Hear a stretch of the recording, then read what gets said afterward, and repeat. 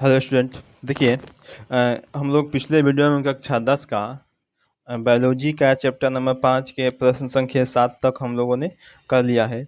आज के वीडियो में हम लोग क्वेश्चन नंबर 8 से करने वाले हैं। ठीक है, चलिए। अगर आप भी चाहते हैं मैट्रिक परीक्षा 2026 के लिए, अगर आप भी चाहते हैं कि आपका जो नंबर है वो अच्छा खासा आए, यानी कि अगर आप परसेंटेज अच्छा मंगाना चाहते हैं, अगर आप चाहते हैं कि आपका 80 से 90% आ जाए, ठीक है, तो आप हमारे हर वीडियो को ध्यान से देखिए और मैं आपको जो जो प्रश्न बता रहा हूँ उस प्रश्न को पढ़िए और याद कीजिए। मैं आपका बिल्कुल गारंटी के साथ कह रहा हूँ कि आपका जो है 90% 90% आने से आपको कोई नहीं रोक सकता है। ठीक है, तो चलिए हम लोग शुरुआत करते हैं वीडियो का। पिछले वीडियो में हम लोगों ने जो पढ़ लिया था, आज उसके आगे पढ़ेंगे हम लोग पिछले वीडियो में प्रश्न संख्या 7 तक कर लिया था। आज हम लोग 8 नंबर प्रश्न से करने वाले हैं। ठीक है, चलिए देखिए, 8 नंबर जो प्रश्न है वो क्या है कि करें कि किन्हीं 3 पादप हार्मोनों के नाम और उनके कार्य को लिखें। देखिए, करें कि जो पादप में हार्मोन होते हैं उनके 3 गो हार्मोन को हमें लिखना है और उनके हार्मोन के कार्य को लिखना है कि उन हार्मोनों का क्या काम होता है। ठीक है, कितना पादप हार्मोन, तो 3 पादप हार्मोन लिखना है और उनके काम को लिखना है। ठीक है, तो लिखेंगे, पहला होता है आपका ऑक्सीन। ठीक है, तो ऑक्सीन का इसका काम है कि कोशिका का विभाजन करना। ठीक है, और देखिए, जो पादप में कोशिका का विभाजन होता है वह मनुष्य जैसा नहीं होता है। उसमें डायरेक्ट मतलब एक के ऊपर एक सेल डिवीजन के जैसा होता है। ठीक है, दूसरा का है कि जड़ निर्माण में सहायता करना। इस ऑक्सीन का नाम है कि जड़ के निर्माण में सहायता करना। और तीसरा का है फल गिरने से बचाना। इस ऑक्सीन का काम है कि अगर मान लीजिए किसी पेड़ पौधे पर फल लगा है तो उसमें ऑक्सीन का होना बहुत ज़रूरी है, क्योंकि वह क्या करता है कि फल को गिरने से बचाता है। नहीं तो हवा थोड़ा सा बहेगा, आंधी तूफान आएगा तो फल जो है वो गिर जाएगा। और चौथा है कि खरपतवार को नष्ट करना। ठीक है, खरपतवार को नष्ट करना भी ऑक्सीन का काम है। और पांचवा इसका काम है कि पेड़ पौधों की लंबाई को बढ़ाने में सहायता करना।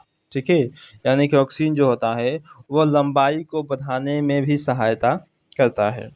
दूसरा का है आपका जिब्रेलिन। दूसरा का क्या है, तो जिब्रेलिन है। ठीक है, इसका पहला होगा आपका कि बौना पौधा को लंबा करना, यानी कि सीधे तौर पर हम कह सकते हैं कि यह भी पेड़ पौधे की लंबाई को बढ़ाने का कार्य करता है। दूसरा का हो जाएगा आपका कि तने की लंबाई में वृद्धि करना। एक ही बात है, तना की लंबाई यानी कि पेड़ पौधे की लंबाई। तीसरा का है कि बीज अंकुरन में सहायता करना। ठीक है, जब बीज अंकुरित होता है तो उसमें सहायता कौन करता है, तो जिब्रेलिन करता है। ठीक है, चौथा है कि बीज रहित फल का निर्माण करना।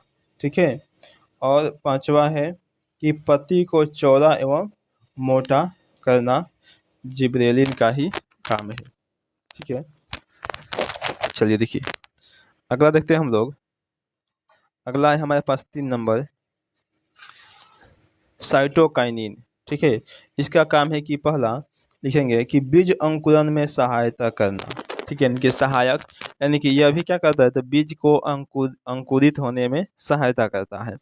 दूसरा का हो जाएगा कि पत्तियों का रंग हरा होता है, यानी कि पत्तियों का रंग हरा करने में सहायता करना। तीसरा है कि ऑक्सीन की सहायता से कोशिका विभाजन करना। ठीक है, यह क्या करता है, तो ऑक्सीन की सहायता से कोशिका का विभाजन करता है। चौथा हो जाएगा, यह पर्णहरित को नष्ट होने से बचाता है। ठीक है, यानी कि क्लोरोफिल को यह नष्ट होने से क्या करता है, तो बचा करके रखता है साइटोकाइनिन।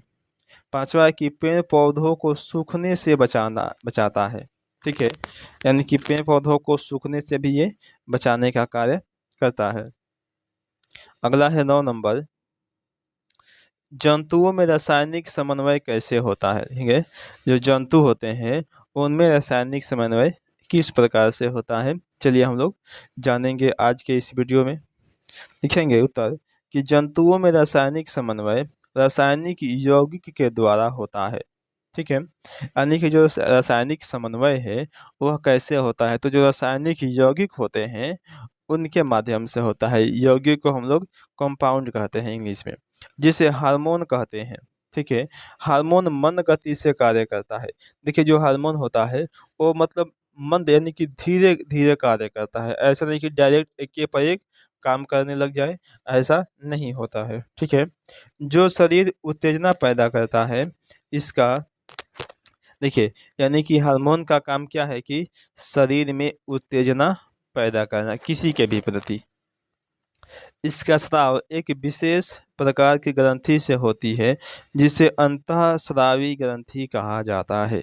देखिए यानी कि यह जो हार्मोन होते हैं, ठीक है, वह हार्मोन चाहे कोई भी हार्मोन हो वह सभी के सभी क्या होते हैं कि ग्रंथि से ही स्रावित होते हैं, जिसका नाम होता है कि अंतःस्रावी ग्रंथि। यानी कि ग्रंथि कोई बाहर नहीं, सब के सब क्या है, तो जो अंदर ग्रंथि है उसी अंतः यानी कि अंदर की जो ग्रंथि होती है उसी से क्या होता है कि आपका जो क्या बोलते हैं हार्मोन जो है स्रावित होता है। लिखेंगे अंतःस्रावी ग्रंथि में पदार्थों के संवहन के लिए कोई नलिका नहीं पाया जाता है, बल्कि रक्त के साथ मिलकर शरीर के सभी भागों में फैल जाता है और अपने कार्य को संपन्न करता है। अब देखिए यानी कि हार्मोन के लिए कोई अलग से कोई नलिका नहीं है, यानी कि अलग से कोई रास्ता नहीं है कि हार्मोन इसी रास्ते से होकर जाएगा, उसके लिए कोई रास्ता नहीं बना है, बल्कि उसका वही रास्ता है जिस रास्ते से हम लोग ऑक्सीजन लेते हैं, यानी कि ब्लड का रास्ता है। वह जैसे निकलता है तुरंत ही ब्लड में मिलता है, और ब्लड का तो काम है कि हर सेकेंड यानी कि पूरे शरीर में दौड़ना, इसीलिए हार्मोन भी ब्लड के साथ मिल करके पूरे शरीर में तुरंत ही पहुंच जाता है। ठीक है,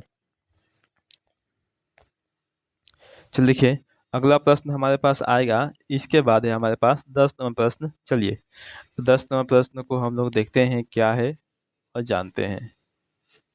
चलिए प्रश्न आ जाइए। देखिए 10 नंबर प्रश्न है आपका, कह रहा है कि तंत्रिका तंत्र यानी कि न्यूरॉन का सचित्र वर्णन करें। ठीक है,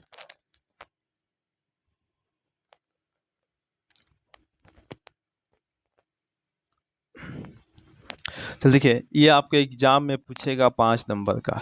देखिए ये आपका ऐसे आपको चित्र भी बनाना पड़ेगा। ठीक है, इस प्रकार से आप चित्र भी बनाना सीख लीजिए, क्योंकि बिना चित्र का आपके एग्जाम में आपको नंबर नहीं मिलने वाला है।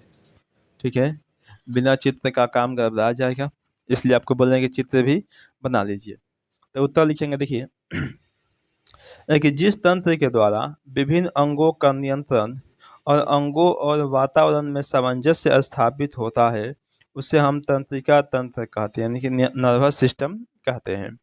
ठीक है, आगे देखिए, आगे लिखेंगे कि तंत्रिका तंत्र में मस्तिष्क, मेरुरज्जु और इनसे निकलने वाली तंत्रिकाओं को गणना की जाती है।